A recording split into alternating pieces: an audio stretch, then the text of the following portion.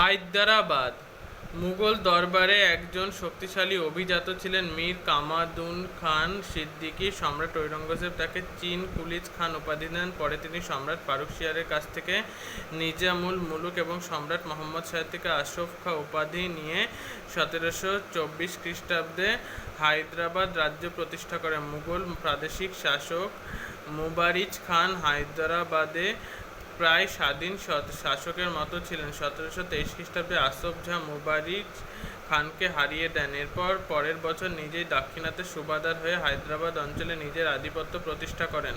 ক্রমে স্থায়ীভাবেই হায়দ্রাবাদের থেকে প্রশাসন চালাতে থাকে নিজাম। 1740 খ্রিস্টাব্দ থেকে নিজামের শাসনের স্বাধীন হায়দ্রাবাদের রাজ্য আত্মপ্রকাশ করে।